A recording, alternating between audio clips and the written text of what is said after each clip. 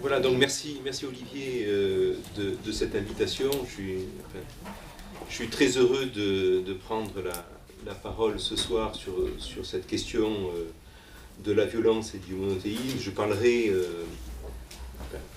un peu plus particulièrement, vous allez voir dans un moment, de la question de la Trinité, du concept de Trinité, de savoir au fond qu'est-ce qu'il peut introduire, mais évidemment, Olivier l'a dit à l'instant, on ne peut plus maintenant intervenir dans les séances qui suivent les événements que nous avons vécus sans au moins s'y référer. Sans au moins pouvoir en dire quelques mots et je ne voudrais pas non plus commencer ce que j'ai à vous dire ce soir sans évoquer, peut-être sans mettre d'ailleurs sous cet événement-là tout ce que je vais dire, c'est-à-dire de le placer sous cette dimension-là, c'est-à-dire ce que nous avons vécu avec ces événements récents, avec l'effort qui est le nôtre. Je crois que c'est aussi un élément sans doute important, tu le soulignais d'ailleurs aussi Olivier, de ce travail qui est fait ici, modestement, mais enfin il y participe, c'est-à-dire de savoir comment on peut penser encore, comment on peut essayer d'interpréter. Et au fond, la question de l'interprétation, de la pensée, est toujours une victoire déjà, sur les événements. C'est toujours une manière de préférer la vie à la mort, de faire valoir la vie sur la mort, d'essayer de penser ce qui s'est joué là. Dont moi je pense et je suppose qu'il y a quelque chose comme, c'est comme ça en tout cas que je l'écris ici ou là, comme une sorte d'effraction du réel, c'est-à-dire quelque chose qui laisse d'abord sans voix, qui sidère, c'est le mot qui a souvent été utilisé, et qui au fond, une fois qu'on sort de la sidération, du caractère transi finalement dans lequel on est situé, eh bien il y a essayer de penser ce qui s'est joué, c'est-à-dire en termes de violence précisément, je vais y venir, mais aussi sans doute tout ce qui se joue autour de la dimension sacrificielle, c'est-à-dire qui est là en jeu. J'avais essayé de développer ça ici ou là, c'est-à-dire qu'il y a quelque chose dans lequel on voit qu'il y a quelque chose qui nous échappe parce que les catégories qui sont les nôtres, la rationalité qui est la nôtre pour essayer de penser ce qui se joue là, finalement ne permet pas d'approcher quelque chose de beaucoup plus opaque, de beaucoup plus obscur. Il y a une forme de... ce que nous on appellerait irrationalité, mais en fait c'est une raison particulière finalement qui joue là, dont le motif sans doute sacrificiel joue un rôle considérable. Bon voilà, et vous allez voir que tout ça va résonner sans doute dans ce que je vais essayer de développer un peu ce soir. Alors dans le titre que j'ai donné, il y a des titres qu'on donne au moment où on est un peu optimiste finalement. C'est-à-dire dans le titre que j'ai donné, j'ai parlé de remède à la violence, et puis quand même, heureusement que j'ai mis un point d'interrogation. Prudemment, voilà. Au final de la phrase, j'ai dit qu'il faut mettre un point d'interrogation. Parce que, en réalité, ce que je pense maintenant, c'est qu'il n'y a pas de remède à la violence. C'est-à-dire que ce que je pense profondément, je vais essayer aussi de le développer, c'est qu'il n'y a pas en réalité d'espoir de guérison. Parce qu'il y a dans la violence, c'est ça justement qu'il faut essayer de penser. Enfin, il y a dans la violence quelque chose, il y a une part, on pourrait dire. Enfin, il y a une part peut-être où il y a un remède est possible, quelque chose qui peut être guéri, mais il y a une part où il y a quelque chose, disons, d'incurable. C'est-à-dire qu'il y a quelque chose d'inguérissable en réalité. Voilà. Et quelque chose dont on peut dire en réalité que c'est cette part-là de violence, elle est sans doute attachée à l'humain dans ce qu'il est structurellement. C'est-à-dire que ce n'est pas un accident. Quand c'est un accident, on peut toujours se dire on va le réparer, quoi. On peut se dire au fond, c'est un accident de parcours, mais au fond on trouvera la bonne voie, la bonne solution, la trajectoire. Mais il y a quelque chose qu'il faut essayer d'approcher, qui dans la violence elle-même touche à la structure même de l'humain. Et on peut, c'est pas seulement qu'on peut, c'est qu'il faut en réalité travailler à contenir cette violence, il faut travailler à la sublimer, il faut, comme on dit, la gérer, Mais, donc il faut travailler à son dépassement d'une façon ou d'une autre, mais il ne faut pas ignorer cette part inextricable. Inextricable, c'est-à-dire ce qu'il y a d'incurable dans la violence. Alors je commence par ça, oui, je commence peut-être un peu fortement, mais en fait, il y a quand même ça, c'est-à-dire qu'il y a quand même cette dimension-là qui tient en ceci que la violence est un fait humain.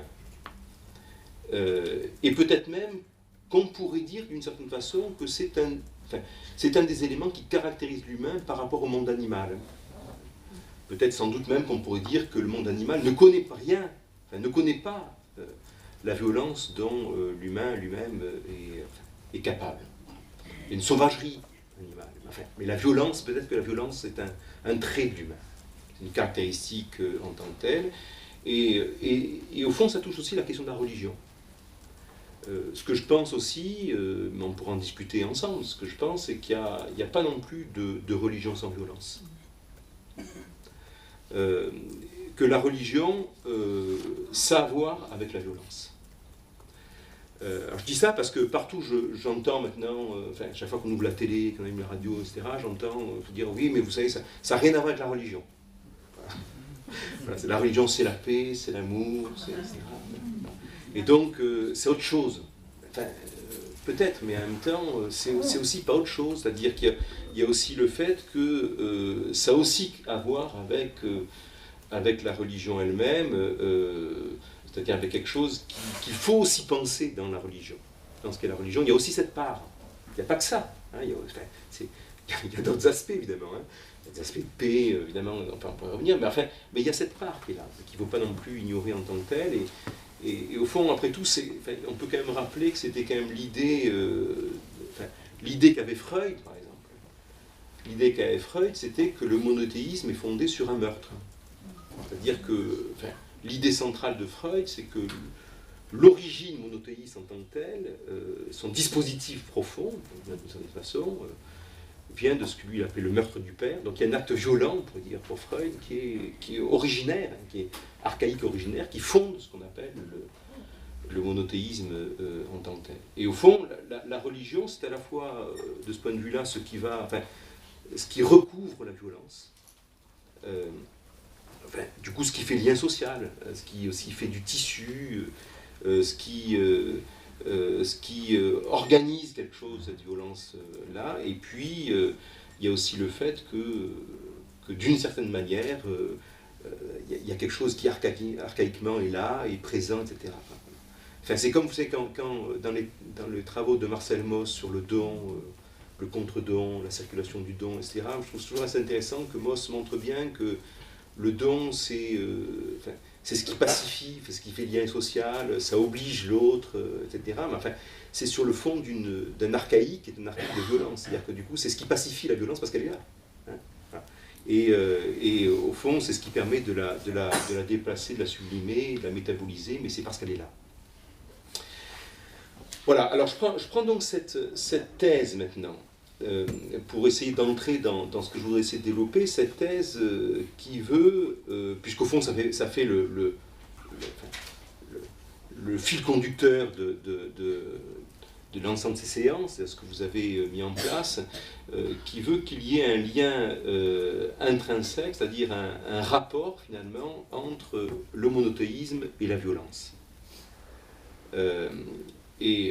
Non pas seulement dans le sens où le monothéisme produirait de la violence, ça, on peut s'en douter, etc., mais dans le fait qu'il y a une conjonction particulière, une organisation particulière de ce rapport, finalement, dans le monothéisme, dans ce lien entre le monothéisme et la violence. Et donc, il y a quelque chose qui est très particulier, très singulier, on pourrait dire, dans le monothéisme, dans son rapport à la violence. Et c'est sur ce fond-là que je vais essayer d'indiquer un certain nombre d'éléments qui concernent la notion de Trinité, le concept de Trinité, et de voir ce qu'il organise en tant que tel, c'est-à-dire, au fond, la question de savoir si ça change quelque chose, en réalité, que la question du 1 soit pensée sous la forme du 3. C'est-à-dire, est-ce que ça a un effet ? Est-ce que ça modifie quelque chose, finalement, qu'on puisse se représenter ou imaginer que la figure du 1, finalement, soit sous la forme du 3. Ou qu'est-ce que ça, enfin, pour dire autrement, qu'est-ce que ça fait que le 3 puisse être pensé comme condition de possibilité du 1? C'est-à-dire qu'il faut qu'il y ait 3 pour qu'il y ait 1. Qu'est-ce que ça fait? C'est ça qui m'intéressera dans ce que je vais essayer de dire dans un moment et essayer de le déployer. Avec toute une série de questions évidemment qui sont liées à ce que je vais essayer de dire, c'est-à-dire que enfin, la question de savoir notamment si, enfin, je vais y venir aussi, si le monothéisme est vraiment une passion de l'un. C'est-à-dire que il faut peut-être d'abord interroger de savoir si le monothéisme, en réalité, c'est vraiment, enfin, se trouve directement articulé à la question de l'un, ce qui n'est pas certain. Enfin, mais au fond, c'est pas parce qu'on dit monothéisme que c'est tout de suite la question de l'un. Et peut-être au fond qu'on pourrait se dire au contraire, enfin j'y viendrai aussi, que après tout, peut-être qu'après tout le polythéisme a été une passion de l'un. Peut-être même que le polythéisme a été une passion de l'un beaucoup plus forte et plus soutenue que le monothéisme. C'est-à-dire que c'est pas une évidence qu'il faut poser d'emblée, en tout cas il faut la discuter. Enfin, le rapport entre le monothéisme et l'un est une question qu'il faut discuter. Il ne faut pas le prendre, enfin, me semble-t-il, comme un fait incontestable, mais comme une dimension qui suppose d'être examinée de près. Et puis la question de savoir, parce que là aussi, c'est peut-être aussi à reprendre la discussion, à discuter, savoir si l'un produit plus de violence que la pluralisation du divin. Est-ce qu'au fond, c'est si simple, que c'est évident que ça, au fond, qu'il y a ce rapport entre la question de l'un et puis la violence? Est-ce que c'est un élément indiscutable ou qu'on peut au contraire examiner là encore de près? Alors, le fait qu'il puisse y avoir un lien, un rapport entre le monothéisme et la violence, le fait qu'il y ait une conjonction, un rapport intrinsèque entre le monothéisme et la violence, c'est en particulier la thèse de Yann Assmann. Yann Assmann, c'est un grand savant, un historien des religions, un égyptologue qui a enseigné longtemps à l'université de Heidelberg. Et la thèse de Assmann, en réalité, c'est une thèse très puissante. C'est une thèse très puissante et je trouve extrêmement stimulante, mais qu'on peut discuter, et je le ferai en tant que tel. C'est une thèse, si j'évoque Assmann, c'est parce qu'elle est caractéristique de ce qu'on peut développer à ce niveau-là, mais c'est aussi parce que les thèses de Assmann ont été très vite discutées, ont suscité beaucoup de polémiques, puisqu'au fond, l'idée selon laquelle il y a un lien fondamental entre le monothéisme et la violence, qui est la thèse de Assmann, on va voir comment, parce que c'est profilé chez lui. Il y a une dimension extrêmement argumentée, mais c'est une thèse qui a suscité beaucoup de réactions, de discussions. Dans le monde exégétique, c'est pas mon espace, donc je ne peux pas rentrer sur les questions exégétiques. Dany Noquet qui est là pourra évidemment en dire beaucoup plus que moi, mais de mon point de vue, je peux évidemment reprendre un certain nombre d'éléments. Les livres d'Assmann ont maintenant une dizaine d'années. J'ai juste amené ici, enfin à peu près ou un peu plus, mais j'ai juste amené ici son livre sur violence et monothéisme. C'est pratiquement le titre de C'était le point de départ. Voilà, le point de départ de la série. J'ai amené le petit livre de Assmann ici en tant que tel, dans lequel, en réalité, dans ce livre donc, sur violence et monothéisme, Assmann distingue plusieurs types de violence. Il y a tout un travail d'abord qui est le sien, consiste à clarifier finalement la façon dont la violence et la religion se distribuent, comment ça s'organise en tant que tel, et pour apporter un certain nombre de distinctions, notamment il s'inspire beaucoup de Benjamin, dont on sait qu'il a pensé dans toute une série de travaux, des liens complexes entre la violence divine et la violence politique, etc., et la façon dont Benjamin, par exemple, pense aussi cette forme de violence qu'il appelle violence pure ou violence divine, justement. C'est-à-dire ce qui destitue à un moment donné le rapport entre le droit et le non-droit, enfin qui excède le droit, on pourrait dire, hein, pour faire apparaître quelque chose qui est une autre forme finalement de vie que celle qui est régulée ou par le droit en tant que tel. Et quand il s'agit de dire ce qu'est la violence religieuse, qu'est-ce qu'il a défini? Comment on peut définir au fond ce qu'est une violence religieuse? Au moins en tant que cette violence religieuse, il faut la distinguer d'une violence rituelle, par exemple, sacrificielle, etc. La définition que donne Assmann est la suivante. Assmann dit, au fond, la violence religieuse, c'est cette violence qui est exercée au nom de la volonté divine. C'est-à-dire que la définition que donne Assmann, qui est une définition, je trouve, à la fois simple et puissante, de sa manière, mais j'y reviendrai, hein, elle consiste à dire la violence religieuse, c'est celle qui s'exerce dès lors qu'elle est exercée au nom de la volonté de Dieu, au nom de Dieu, c'est-à-dire au nom de la volonté divine dont on se fait soi-même l'exécuteur. Donc vous voyez que cette définition de Assmann, sur laquelle je vais revenir à un moment donné, vous verrez, c'est une définition dans laquelle elle met en jeu la question d'une volonté divine. Ça se fait, la violence s'exerce, elle est exercée quand elle s'exerce au nom d'une volonté divine. Donc c'est une référence à une volonté de Dieu, une volonté divine, et puis c'est un savoir sur la volonté. C'est-à-dire c'est aussi celui qui sait la volonté divine qui peut l'exercer. Sinon, comment on fait? Donc c'est au fond le savoir supposé sur la volonté divine qui caractérise, en réalité pour Assmann, ce qu'est la violence religieuse en tant que telle. Alors Assmann note dans la suite, dans ce qu'il développe dans cet ouvrage, dont je vais rappeler un certain nombre d'éléments avant de discuter, et c'est ça évidemment sa thèse fondamentale, il note en réalité que ce type de violence, c'est-à-dire cette violence qui s'exerce au nom de la volonté divine, ce type de violence, en réalité, n'a pris forme, n'est arrivé qu'avec le monothéisme. C'est-à-dire qu'en réalité, c'est avec l'émergence du monothéisme qu'advient aussi, finalement, cette forme-là de violence, qui est une violence qui est exercée au nom de la volonté divine, c'est-à-dire au nom d'un savoir supposé de la volonté divine. Et donc, en réalité, c'est là que Assmann inscrit le lien fondamental entre le monothéisme et non pas l'origine de la violence. Il ne dit pas qu'il n'y a pas de violence avant, mais disons une certaine forme de violence finalement qui apparaît de cette manière-là, qui est celle de faire la volonté divine.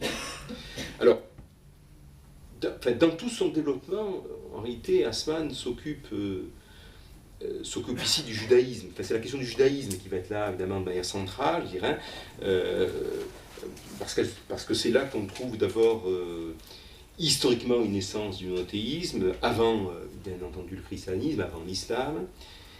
Mais en même temps, Assmann, il se garde tout à fait, dans tout ce qu'il va développer ici, d'opposer seulement, un peu rapidement et banalement, un Dieu violent de l'Ancien Testament, et puis un Dieu qui serait un Dieu d'amour du Nouveau Testament.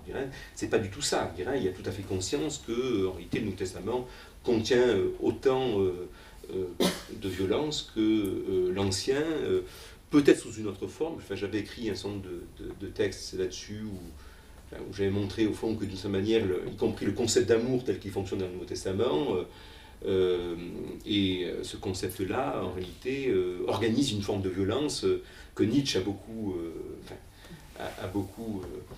contesté, je dirais, qu'il a beaucoup critiqué, montrant qu'après tout, c'est pire que la violence qui s'annonçait comme violence, parce qu'au fond, c'est une violence masquée. Et que la violence qui prend le masque de l'amour, de la charité, de la bienfaisance, etc., en réalité, est peut-être pire que la violence qui se donne comme telle, qui avance à visage découvert. Là, il y a une violence mystifiée, il y a une violence finalement qui apparaît derrière là. Donc Assmann ne dit pas que le monothéisme a introduit la violence en tant que telle, Mais ce qu'il dit, et je cite juste cette phrase qui est la sienne à la page 44 de Violence et monothéisme, il dit au fond ceci, que le monothéisme est une religion qui accorde une place surprenante au thème de la violence dans ses textes canoniques. Le monothéisme est une religion qui accorde une place surprenante au thème de la violence dans ses textes canoniques. Et la raison que Assmann avance pour expliquer ceci est de dire en réalité que, enfin, ce qui l'intéresse, c'est le monothéisme, enfin, c'est la construction littéraire. Il ne prend pas la dimension historique, c'est la manière dont ça se met en place de manière littéraire en tant que telle. Mais au fond, il dit ceci, il dit qu'en réalité, ce qui permet de penser ça, c'est que le monothéisme a voulu se situer en rupture radicale par rapport à ce qui a précédé, et non pas comme une évolution.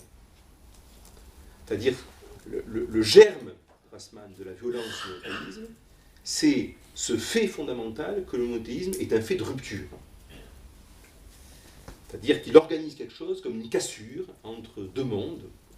Il se pose comme étant, finalement, comme n'ayant rien à voir avec ce qui a passé, ce qui a précédé.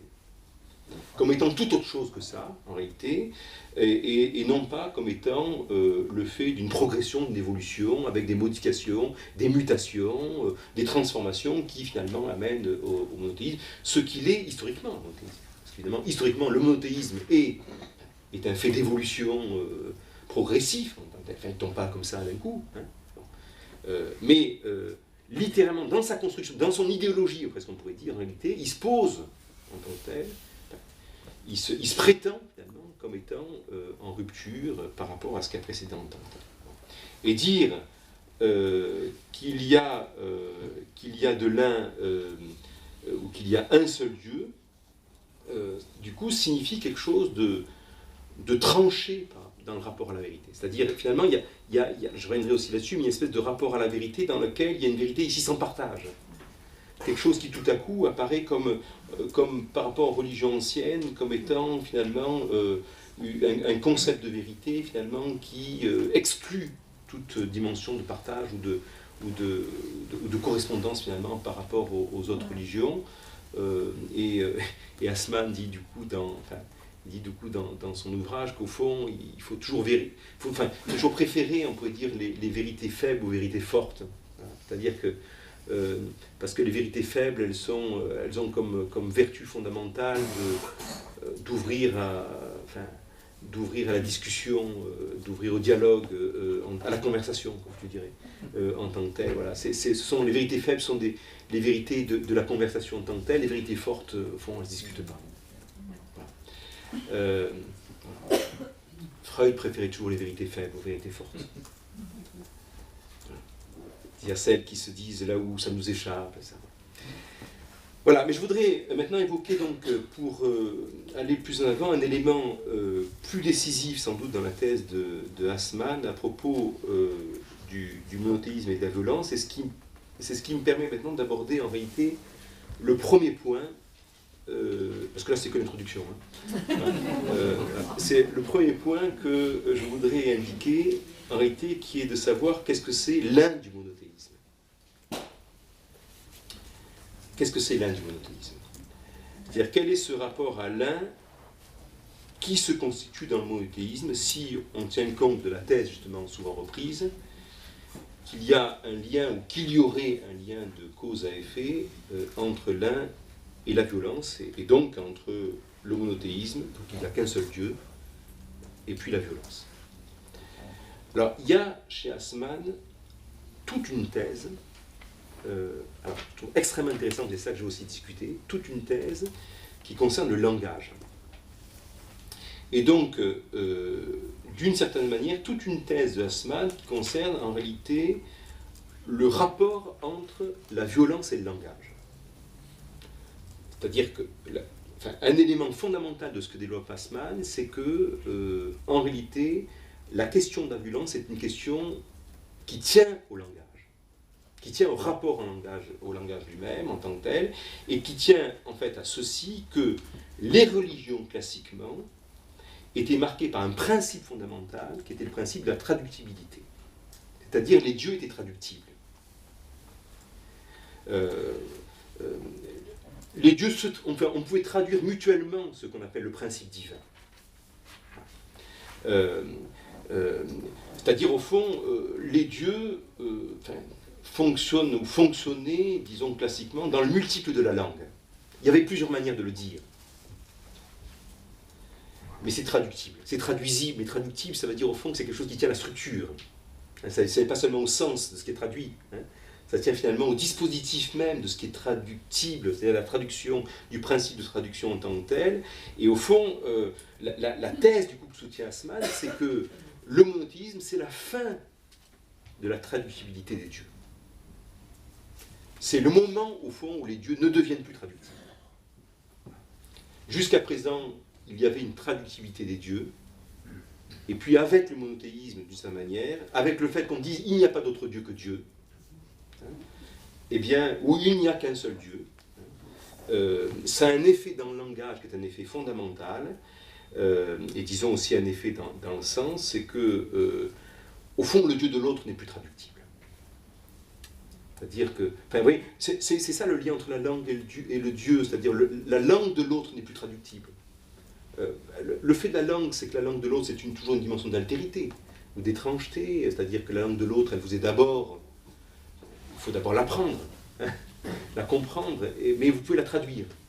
Il y a à la fois un rapport qui est un rapport de différenciation, et puis un rapport, on pourrait dire, de passerelle, du commun. La langue, c'est à la fois du singulier et du commun. C'est ça qui est en jeu en tant que tel. Et il y a quelque chose qui, dans la traductibilité des langues, est homogène, on pourrait dire, la traductibilité des dieux. Les dieux sont traductibles comme les langues. C'est ça la thèse fondamentale. Et au fond, le monothéisme a ceci de particulier, c'est que, alors, il y a quelque chose d'hétérogène qui arrive, il y a quelque chose de... Il y a une absolue hétérogénéité ou différenciation, et qui fait que les dieux, le Dieu unique, n'est plus traductible. Rien ne le rend traductible en tant que tel. Et alors la conclusion que donne Assmann est la suivante, c'est de dire, au fond, qu'est-ce qui se passe quand les dieux ne sont plus traductibles? Qu'est-ce qui vient à la place de la traduction? Eh bien, ce qui vient à la place de la traduction, c'est la conversion.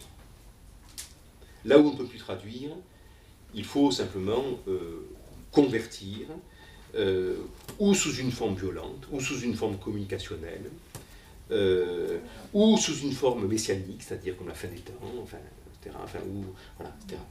Donc, la violence, c'est quelque chose qui se joue dans le langage, et précisément dans ce qui fait que les langues, c'est ça, c'est tout à la fois un rapport à l'altérité et un rapport à cette dimension commune. Et donc, la question, c'est qu'est-ce qui se passe finalement quand on passe du traductible à l'intraductible? Qu'est-ce qui arrive finalement dans l'histoire quand, à un moment donné, la dimension de traductibilité qui était celle de la fonction divine en tant que telle, finalement, se trouve remplacée par quelque chose qui devient intraductible. Alors, à ce propos, je vais faire ici trois remarques. Pour essayer de reprendre et puis discuter cette thèse de Assmann et son intérêt. D'abord, première remarque qu'on peut faire, c'est que si on prend seulement la question de la traductibilité, telle qu'au fond Assmann la discute, l'avance, disons, dans ses travaux, la traductibilité des dieux, c'est-à-dire au fond cette idée ancienne que les fonctions propres aux divins sont traductibles, qu'au fond un dieu, c'est fondamentalement la question d'un dieu, c'est de savoir d'abord quelle est sa fonction propre, à quoi il sert, de quoi il est l'instrument, et du coup, alors on peut le nommer de différentes façons, mais il peut avoir des fonctions communes avec des noms différents. Voilà, c'est ça que ça veut dire. Il peut avoir une seule fonction désignée par des noms différents en tant que tel. Si on prend seulement ça, on voit qu'en réalité, il y a quelque chose qui est une façon, dans cette façon-là de la traductivité en tant que telle, une façon de penser la question de l'un. C'est-à-dire, en réalité, l'idée centrale ici, c'est que, l'idée de la traductivité des dieux, c'est une façon de soutenir qu'il y a de l'un. Donc, au fond, on pourrait dire que c'est une forme de monothéisme. Voilà. Il y a quelque chose, on pourrait dire, oui, dans le principe même de la traductivité des dieux, il y a une forme de monothéisme, c'est-à-dire qu'il y a quelque chose qui, dans le polythéisme, dans cette façon-là de penser que les dieux sont traductibles, qu'après tout, on peut le nommer de différentes façons, mais que c'est toujours la même chose qu'on dit, etc., c'est une forme de passion de l'un. C'est une façon de dire, il y a de l'un. Donc, déjà, on peut déjà penser qu'après tout, c'est pas réservé au monothéisme. Ouais.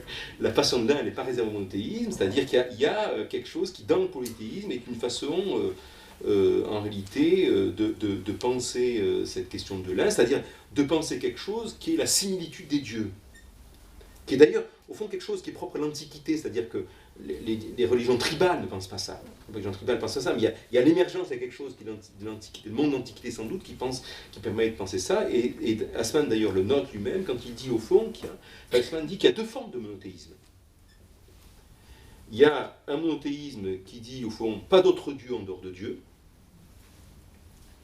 et puis il y a un monothéisme qui dit, tous les dieux sont un.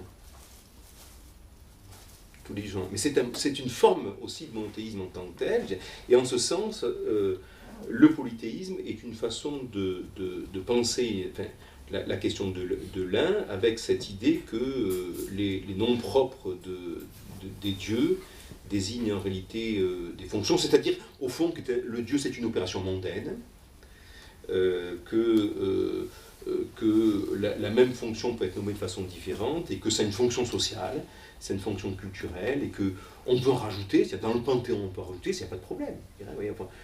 Ça peut prendre place tant que tel, parce que de toute façon, quel est le vôtre, quel est le mien, etc. Et puis tout ça prend place dans une espèce d'ensemble dans lequel il y a de l'un. Alors qu'est-ce qui se passe avec le monothéisme ? Ce que dit Assmann, c'est au fond, c'est que c'est l'émergence de l'intraductible. Donc c'est une source langagière de la violence. Puisqu'on ne peut plus traduire, alors il y a la violence qui vient à la place de la traduction. Moi je dirais qu'il s'agit d'autre chose. Il s'agit d'autre chose que de cela, parce que ce qui se passe avec le monothéisme, disons ici avec le judaïsme, c'est quelque chose qui modifie le rapport au langage en réalité, mais pas dans le sens où on parle Assmann. Ce qui se passe, c'est que, ce qui apparaît, on pourrait dire, avec le monothéisme, c'est pas tellement. Bien sûr, c'est la question d'intraductible, mais c'est plutôt quelque chose qui est de l'ordre de l'innommable. C'est-à-dire que ce qui apparaît avec le monothéisme et avec le judaïsme en particulier, c'est qu'il y a de l'impossible à nommer. Ce qui n'est pas exactement pareil. C'est-à-dire qu'il y a une opération qui est sans doute, d'ailleurs, une mutation dans le langage fondamental qui consiste à penser que le nom propre du divin est innommable. Qu'il n'y a pas de nom qui puisse nommer le divin. Au fond, que tout nom est impropre à nommer le divin. C'est évidemment tout à fait différent. Vous voyez, c'est une opération singulière, en réalité, de penser ça, c'est-à-dire de penser que le nom de Dieu est une impropriété plus qu'une propriété. C'est-à-dire au fond, que le langage est impropre à nommer le divin en tant que tel. Et que tous les noms qu'on peut lui donner échouent, d'une certaine manière, à nommer le divin. Qu'il y a quelque chose qui, dans le nom de Dieu lui-même, reste innommable lui-même, c'est le propre de ce qui émerge avec le monothéisme juif en tant que tel, ce qui est d'ailleurs une dimension, je crois, éthique fondamentale, c'est-à-dire la dimension éthique fondamentale, c'est que ça préserve le nom de chacun. Le nom de chacun est un nom toujours... on ne peut jamais nommer vraiment de manière adéquate ou en vérité telle ou telle personne. Tout nom est au-dessus de nom. Voilà. Excède les noms, quelque chose comme ça en tant que tel. Je pense d'ailleurs que c'est quelque chose qui est très présent chez Calvin. Où chez Calvin, je pense que c'est un principe de transcendance fondamentale qui fait qu'il y a une espèce de souveraineté qui échappe à la nomination en tant que telle. C'est présent chez Lévinas, bien évidemment. On trouve ça présent. C'est présent chez Derrida. Derrida va beaucoup insister là-dessus, sur la question de... il y a un texte de Derrida qui s'appelle « Sauf le nom ». Vous pouvez nommer « sauf le nom ». Puis ça veut dire sauver le nom. Sauf, c'est aussi le sauver. Qu'est-ce qui sauve le nom ? Ce qui sauve le nom, c'est qu'il soit innommable. C'est qu'on ne peut pas le nommer en tant que tel. Mais, donc, ouais, il y a quelque chose, évidemment, qui est présent ici, que la théologie négative a beaucoup travaillé. Mais qu'est-ce qui se modifie ? Ce qui se modifie, c'est qu'il y a un nom qui, dans le monothéisme, opère en réalité la relève de tous les noms. Et au fond, ça conteste d'une certaine manière évidemment un divin qui serait un par fonction. Enfin, ça conteste cette dimension-là en tant que telle, mais il y a quelque chose comme une sorte de surnomination, je ne sais pas qu'on pourrait dire, hein, dans le sens de ce qui excède toute possibilité. Pas de nom qui soit son nom propre.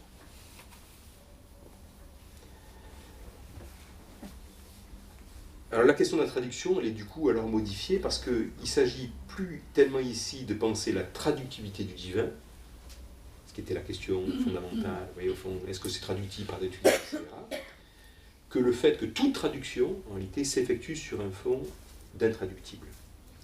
Que pour qu'il y ait de la traduction, il faut poser le fait qu'il y a quelque chose qui ne se traduit pas. Mais ça veut dire aussi quelque chose qui est central et qui peut-être déjà permet de penser, alors je ne vais pas dire remède, mais penser la façon dont on pourrait reprendre ou penser quelque chose de la violence et puis de la façon dont on peut en contenir, la métaboliser, etc. C'est que, alors ça veut dire que le nom n'appartient à personne. Que le nom est propriété de personne. Mais au fond, ce n'est pas du proprius hein, en tant que tel, il est impropre au sens où il n'a pas de propriété. Voilà. Et il ne constitue personne ne peut dire c'est à moi. C'est ça le nom. Deuxième remarque qu'on peut faire à partir de là, avant même d'en venir, parce que je vais quand même vous dire quelques mots de la Trinité. Avant de venir à la question de la Trinité, on peut se demander si le monothéisme, en réalité, est-ce que le monothéisme est une pensée de l'un ? Et peut-être qu'après tout, comme je l'ai déjà un petit peu indiqué, qu'au fond, le polythéisme a été peut-être davantage une pensée de l'un que le monothéisme. Ou pour le dire autrement, qu'est-ce que l'affirmation du Dieu unique a produit comme conception du monde, et puis de soi-même. Alors, je ne prends pas évidemment le monothéisme dans son développement historique, dont on voit bien comment il se constitue, on peut se douter comment il se constitue en tant que tel, je dirais, bon. Mais je prends le monothéisme seulement sur le plan de son propre discours. Je ne suis pas du tout certain que le monothéisme biblique, le judaïsme en particulier, le judaïsme en fait, soit en réalité une pensée de l'un. Il est plutôt, à mon sens, une pensée du deux, et pas de l'un. Et c'est assez étrange de pouvoir imaginer, faisant cette hypothèse, que l'émergence ou la naissance du monothéisme ait eu comme effet en réalité de disposer quelque chose dans le monde qui est une pensée du deux. Et pas de l'un. Et au fond, que le monothéisme comme un, comme affirmation de l'un, ait eu comme production, comme construction en tant que telle, de disposer quelque chose du deux, c'est-à-dire que l'affirmation du Dieu unique, du « il n'y a qu'un seul Dieu », ait eu pour effet de construire du deux, de disposer le deux dans le monde. Je vais venir au 3, je vais progressivement parce que je viens de 1, 2, je vais venir au 3. Mais c'est ça qui est en jeu, c'est-à-dire en réalité il y a cette idée, je crois, centrale dans le monothéisme, non pas que de 2 on peut faire du 1, mais plutôt que le 1 du monothéisme est ce qui préside à la construction d'un 2 irréductible, c'est-à-dire, au fond, je pourrais presque dire que le 1 c'est la défaite du 1, le monothéisme. C'est la défaite du 1, c'est-à-dire quelque chose qui fait qu'en réalité, du 2 irréductible, c'est-à-dire le divin se trouve séparé du monde. C'est ça le principe de la transcendance qui apparaît ici, c'est-à-dire quelque chose qui fait ça marque la distinction entre Dieu et l'être humain, alors que dans le monde polythéiste, tout ça est forme de l'unité en réalité. Les dieux sont dans le monde. Et il y a tout à coup l'idée que pour qu'il y ait du 1, il faut que le Dieu soit hors du monde. Que la condition du 1, c'est que le Dieu ne soit plus dans le monde, mais soit hors d'eux. Soit dans le dehors, on pourrait dire, dans l'extériorité en tant que telle, et que du coup quelque chose s'organise comme une distinction, une division irréductible, qui fait que dès lors, dès ce moment-là, il y a du deux. Il y a Dieu et le monde. comme séparé, comme distinct, etc. Enfin, vous voyez, repenser au texte de la Genève, enfin, tous ces éléments-là. Ça, c'est une dimension, je trouve, qui me semble importante. Troisième remarque, mais je fais ici qu'évoquer, parce que je vois que le temps passe, sans développer, pour arriver quand même, parce que je voulais vous dire à propos de la Trinité. Il y a quand même quelque chose qui repose la question de la vérité. À l'enseigne du un, du il n'y a qu'un Dieu. Ça repose quand même toute la question de la vérité en tant que telle, et au fond, le monothéisme, il tient quand même dans cette idée centrale, qui est constitutive de ce qu'il est, au fond, qu'il y a des faux dieux. L'affirmation fondamentale, il y a le vrai Dieu, il y a un Dieu en tant que tel, a comme corollaire central qu'il y a des idoles. Au moment où vous disiez tous les dieux sont vrais, la question ne se pose pas. Comme dit tous les dieux sont vrais, vous ne posez pas la question de s'il y a des faux dieux, tous sont vrais. Vous pouvez avoir des dieux différents, etc. Mais dès lors que vous dites qu'il y a un seul Dieu, vous dites qu'il y a des faux. Vous dites qu'il y a des faux qui sont passés pour vrais, mais enfin, ils sont des faux quand même. Bon, en tant que tel. Et donc, oui, au fond, là où le polythéisme tenait la vérité propre à tous les dieux, mais diversifiée comme fonction fondamentale, sociale, etc., eh bien, le monothéisme, lui, tient finalement qu'il y a des faux dieux. Et du coup, la question qui se pose, alors, à partir de là, c'est de savoir comment s'opère la distinction entre le vrai et le faux. Comment vous faites pour savoir qui est le vrai et le faux, le temps. Et puis, la question de savoir si la distinction entre le vrai et le faux, c'est une distinction qui est d'emblée violente. Est-ce qu'elle est nécessairement violente, cette distinction-là?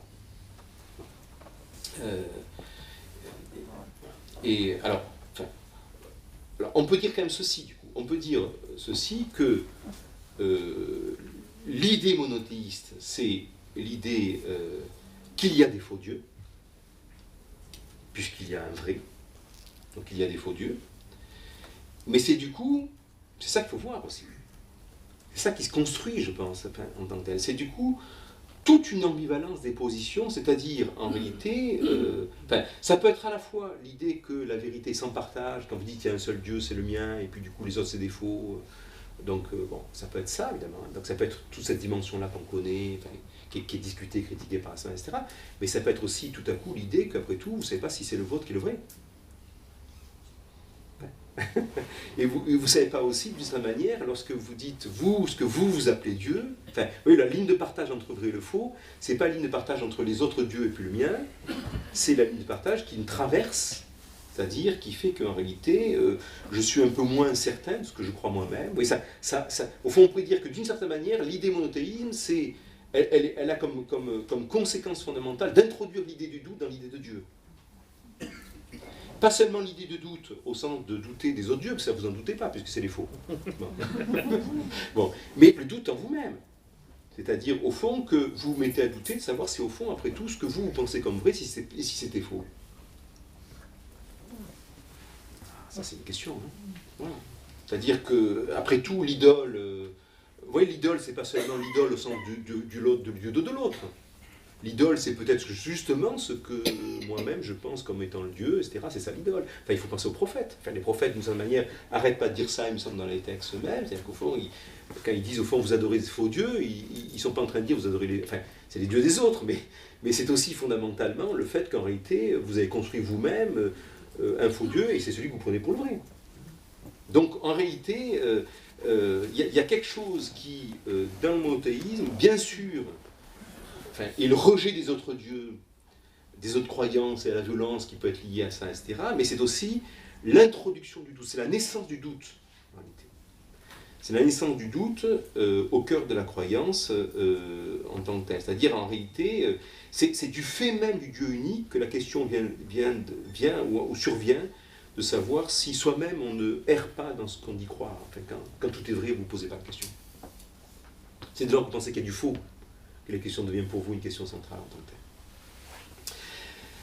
Alors j'en viens maintenant, parce qu'il faut... Vous voyez que j'ai pris un long trajet, parce que comme je me disais qu'est-ce que je vais dire sur la Trinité, donc du coup, j'ai pris un long trajet pour dire, je vais quand même... Enfin, je vais vous dire quand même quelques mots là-dessus. J'en reviens quand même à cette forme de... parles que de ça quand même, hein, parce qu'on entend bien quand même à toi. À cette forme de monothéisme chrétien qui s'est constitué comme corrélation du 1 et du 3, c'est-à-dire le dogme classique, discuté aussi d'ailleurs, hein, d'un Dieu déclaré un en trois personnes, Père, Fils et Saint-Esprit. Alors, je vous dis tout de suite, dans ce que je vais vous dire maintenant, dans les quelques minutes qui me restent, je ne vais pas m'intéresser du tout à la doctrine de la Trinité dans sa dimension spéculative, c'est pas ça que je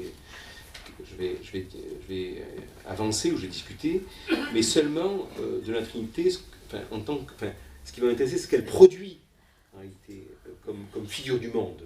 C'est ça qui m'a intéressé comme figure de soi en tant que telle, et la façon dont elle permet de reposer un peu le problème de la violence et du monothéisme. Alors, qu'est-ce qui se modifie ici? Je fais donc dans ce second point aussi trois remarques.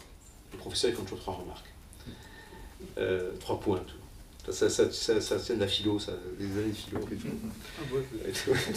Toi non, parce que toi tu es trop brouillon. Moi, c'est trop, toi tu écris de tous les côtés, je t'ai vu faire quelquefois. Donc, alors la question qui est posée est d'abord celle du 1. C'est-à-dire, qu'est-ce qu'il faut pour être 1? Qu'est-ce qu'il faut pour être 1?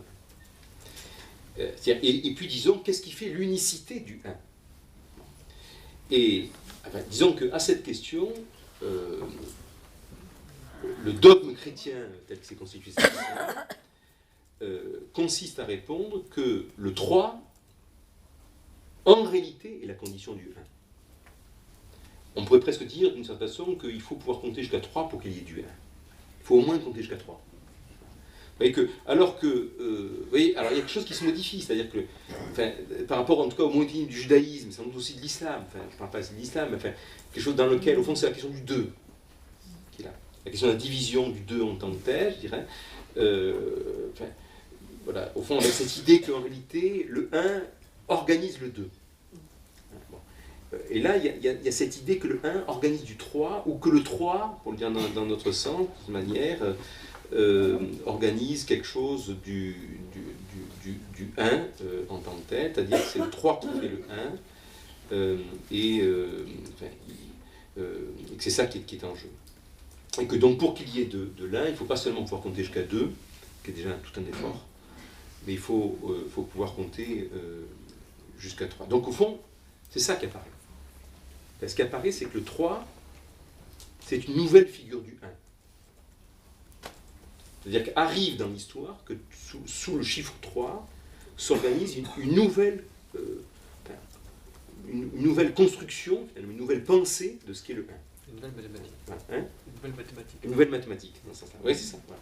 Et donc, c'est ça qui est en jeu. C'est sans doute, d'ailleurs, un des enjeux classiques, à mon sens, autour du débat du filioque, c'est-à-dire de savoir est-ce que le Fils, le Saint-Esprit procède du Père, mais aussi du Fils ou pas, enfin, tout ce débat-là, etc. Enfin, tout ce débat autour du filioque, à mon sens, c'est une façon aussi de dire le nouage des 3, c'est-à-dire que pour qu'il y ait du 1, il faut que tout soit noué ensemble, il faut qu'il y ait du 3 qui soit organisé et noué pour qu'il y ait quelque chose qui soit et que le 1 tout seul n'a pas de consistance. Enfin, il n'a de consistance que s'il est lié à l'autre en tant que tel, que s'il y a du 3 en tant que tel. Donc il y a là, moi je pense que la Trinité c'est une invention, hein, mais je pense que c'est une invention tout à fait géniale, où on pense que finalement Dieu n'est unique. Enfin, on pourrait dire presque que Dieu n'est unique que s'il ne l'est pas. Voilà. Voilà. C'est-à-dire que c'est ça qui s'invente. Ce qui s'invente d'une certaine façon, c'est que, au fond, Dieu ne peut être unique que s'il est 3. Que s'il, au fond, il n'est pas tout seul. Et c'est ça qui fait qu'il est unique en tant que tel. C'est-à-dire qu'au fond, qu'il est unique que s'il se trouve lié à de l'autre. C'est pour ça que ça veut dire qu'il. Voilà. Et donc, que si l'autre. C'est pas l'autre qui lui est extérieur, c'est pas l'autre Dieu en tant que tel, si c'est un rapport interne à son être même en tant que tel. Ça devrait quand même changer quelque chose, me semble-t-il, par rapport à une certaine violence de l'un, c'est-à-dire avec ceci quand même qu'il y a une espèce de construction ici particulière, enfin, qui est le fait que l'un est tout de suite un rapport à l'autre qui est organisé en tant que tel. Seconde remarque que je peux faire ici, je reprends maintenant la définition simple et je crois assez convaincante de Hassman à propos de la violence religieuse. Celle du monothéisme en particulier consiste à dire en réalité que la violence religieuse est une violence exercée au nom de la volonté de Dieu. Il y a donc ce qui se fait au nom d'eux. Et d'ailleurs, c'est ce qu'on a vécu. C'est encore ça qui s'est passé. C'est au nom d'eux. Et enfin, on pourrait dire que d'une façon générale, tout ce qui s'énonce, qui se prononce ou se proclame, se fait toujours au nom d'eux quelque chose. Enfin, au nom de la République, au nom du peuple, au nom de la loi, enfin, c'est toujours au nom de quelque chose que quelque chose se fait, en réalité. C'est pas en son propre nom, hein, c'est au nom d'une instance en tant que telle, et c'est pas toujours source de violence d'être au nom d'eux. Au nom d'eux, c'est aussi source de loi, justement. Hein, c'est une source de régulation, enfin, c'est ça la question du tiers et l'âge, c'est pas immanquablement la question de la violence qui est là en jeu en tant que tel. Bon. Enfin, la violence, elle répond étrangement au vouloir supposé de l'autre, c'est-à-dire à la question de savoir ce qu'il veut. Qu'est-ce que veut l'autre? Qu'est-ce qu'il veut de moi? Qu'est-ce qu'il réclame de nous? Etc. Et donc, la violence, elle attribue à un autre un vouloir. Un autre divin, ici, un vouloir en tant que tel. Bon. La question qu'il faut se poser, c'est pourquoi ce vouloir-là, attribué à l'autre, est-il violent? Enfin, il pourrait ne pas l'être, plutôt. Hein, ouais. Mais pourquoi il l'est? Pourquoi il est sanglant, parfois? Ça, c'est la question. Mais on pourrait dire qu'en tout cas, une des procédures qui déjoue une violence religieuse, à mon sens, on pourra en revenir aussi dans la discussion, enfin, on reviendra sur ce que vous voulez, enfin, on pourra discuter ça entre autres. Une des procédures qui déjoue une violence religieuse, elle consiste à vider l'autre, j'allais presque dire, de tout vouloir à notre égard. Au fond, peut-être qu'un Dieu, il veut rien. Voilà. C'est-à-dire que, ou en tout cas, peut-être qu'il faut constituer une ignorance à l'égard, un non-savoir, ce qu'on peut dire, à l'égard du vouloir divin. Ça, c'est salutaire quand même. Nous ne savons pas ce qu'il veut, un Dieu. Peut-être même qu'un Dieu, ça ne veut rien. Peut-être même que ça n'a pas de vouloir homogène, ça veut des tas de choses différentes, peut-être même contradictoires. Voilà. Or, d'une certaine façon, je pense que la pensée dogmatique de la Trinité, elle est en mesure d'élaborer un point de non-savoir en fonction de ceci que dans le Dieu qui se révèle, dans le principe même de ce qu'on appelle la révélation, dans le Dieu qui se révèle, en réalité, pas tout de Dieu se révèle. Pas la totalité de Dieu se révèle. Il y a quelque chose qui ne se révèle pas. Enfin, il y a ce que Luther appelait le Deus absconditus, le Dieu caché. C'est caché. Il y a du caché. Il y a ce qui se révèle, il y a ce qui se dit, il y a ce qui s'avance, et puis il y a ce qui reste en retrait. Je suis assez frappé de voir d'ailleurs que dans les textes des évangiles, et je pense notamment à l'évangile de Jean, c'est assez frappant l'évangile de Jean, parce que l'évangile de Jean, Jésus dit toujours qu'il va révéler la volonté de son Père, et puis on ne sait jamais ce que c'est. Il le dit. Ouais, il dit, je vais vous révéler la volonté de mon Père, mais vous ne savez pas, il n'en dit rien. Quoi. Voilà, donc ça veut dire qu'il ne la révèle pas en fait. Il ne révèle pas. Ou il révèle peut-être que le fait que cette volonté, c'est justement le fait qu'elle ne se révèle pas sous cette forme-là. Voilà. Et qu'en tout cas, il y a quelque chose qui fait que dans les textes des évangiles, le Fils parle, mais le Père est celui qui ne parle pas. Il y a un point de retrait, il y a un point de soustraction, il y a un point qui est là en jeu. Puis si on prend un autre texte que j'avais à l'époque travaillé, dans le texte des juges de la fille de Jephthé, je ne sais pas si vous avez, ce texte a été abordé, mais dans le texte de Jephthé, c'est assez intéressant parce que dans ce texte-là, il y a une espèce de silence divin, au moment où il va faire la guerre, etc. Et puis on voit que c'est Jephthé qui prête au divin une volonté, quoi. Enfin, parce que Dieu dit rien dans le texte, il dit rien, et puis prête la volonté que s'il gagne la bataille, il donnera sa fille. Enfin, c'est dans sa tête, quoi. C'est dans sa tête. Et du coup, au fond, vous voyez, cette idée que le point de silence, on le fait parler, quoi. Le point de silence, on le fait parler en tant que tel. Et au fond, on peut se demander si une manière de lutter contre la violence ne consiste pas à circonscrire le divin par de l'ignorance. C'est-à-dire par quelque chose qui dirait « je ne sais pas ».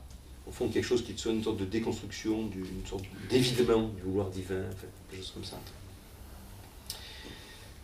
Dernier point, et puis j'aurais respecté l'heure presque par rapport à ce que je voulais dire. Un dernier point, on sait que Augustin a donné, aurait insisté en tout cas, à un moment donné de son travail sur le... Enfin, c'est quand même le grand théoricien de la Trinité, Augustin.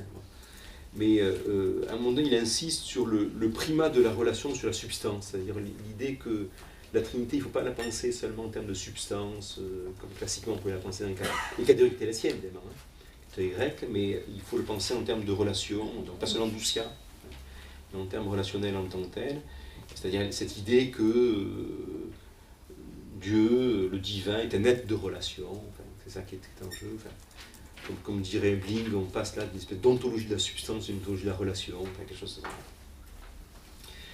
Et ce qu'il faut entendre ici, c'est cette idée qu'il y a une sorte de... Du coup, enfin, ça dispose quelque chose, je ne dis pas que c'est pas d'introspection, hein, mais ça dispose quelque chose dans le langage, dans le discours, qui est une sorte de dialogue intérieur, du coup, de Dieu lui-même.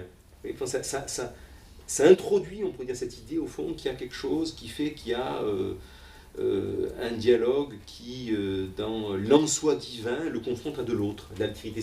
Ça dialogue, finalement, ça construit quelque chose, cet ordre-là, en tant que tel. Et c'est aussi une forme du coup, de procès interne au divin. C'est-à-dire que ça déplace des choses. Et ça pose la question, ça ouvre du jeu dans les figures divines, ça ouvre du mouvement. Et au fond, il y a une dramatique de l'économie divine que le christianisme a disposé avec le dogme de la Trinité. C'est-à-dire l'invention de la Trinité, la construction du dogme de la Trinité, ça introduit une sorte de dramatique, enfin, une scène, on va dire. Ouais, ça dispose d'une scène, presque théâtrale, ouais, presque théâtrale du terme, hein, ça dispose d'une scène particulière en tant que telle, et notamment avec toute cette dimension, enfin, je vais venir de la mort du Christ, en tant que tel. Alors, on connaît ici, évidemment, la critique que Nietzsche développe à propos de ce dispositif. C'est Nietzsche a beaucoup, dans la morale notamment, il insiste beaucoup sur ce fait que, bon, ça c'est le summum du ressentiment, c'est-à-dire que le summum du ressentiment, c'est imaginer que, d'une certaine manière, Dieu se fait payer à lui-même pour laver la faute des hommes, etc. Cette espèce de drame interne divin, Nietzsche le perçoit comme étant enfin, une espèce de construction complètement délirante, quoi, complètement folle en tant que telle. Mais on peut aussi lire cette élaboration comme étant l'expression d'une dramatique divine où, par exemple, se trouve alors mise en scène un Dieu qui doute de lui-même. Enfin, quand on commence à penser que Dieu doute de lui-même, déjà la partie est gagnée. Hein. Et donc, oui, donc ça veut dire que là, on peut se dire que déjà on commence, vrai. Et c'est-à-dire, en tout cas, qu'il est en rapport avec, qu'il y a quelque chose de rapport avec son autre, un autre en lui qui discute, etc. Par exemple, le Christ qui se demande qui est ce Dieu qui l'abandonne. Ouais, ouais. C'est-à-dire, au fond, ouais, cette scène, la fin des évangiles où il est sur la croix et puis il se dit, mais au fond, pourquoi tu m'as abandonné? Donc tout à coup, il y a quelque chose... Vous voyez, dans la construction chrétienne, il y a dans cette idée tout de suite ici qu'il y a une scène, on peut dire, qui se joue, où au fond, il y a une mobilité des figures. Hein, au lieu de la fixité des figures, il y a une mobilité, il y a du mouvement, il y a quelque chose qui se déplace, qui peut se déplacer, potentiellement, qui pourrait se déplacer potentiellement en tant que tel, qui est là, bon. Et donc cette figure du Père qui ne répond pas, justement, qui ne répond pas. Donc on a ici une construction, donc on voit bien que cette construction est pré-trinitaire, on n'est pas du tout dans un dispositif dans lequel il y a une trinité élaborée, conceptualisée, etc. Mais quand même, il y a une espèce de travail critique sur les figures du divin, non pas celle de l'autre religion, mais sur la sienne, pour autant qu'on comprenne qu'un Dieu, ça n'existe pas en soi. Un Dieu, ça existe toujours dans le discours. Bon, c'est un ordre du discours en tant que tel. Et la Trinité, ce n'est pas une spéculation du coup sur les substances du divin, mais c'est une élaboration du discours. Au fond, il y a à disposer quelque chose comme ça qui fait qu'en réalité, ça modifie, je crois aussi, la façon dont peuvent se jouer la question du rapport à la violence tel qu'on peut le penser, dans cette mobilité-là, dans ce mouvement-là des figures. Bon, je vois que c'est l'heure, donc je vais m'arrêter là. Merci, Paul.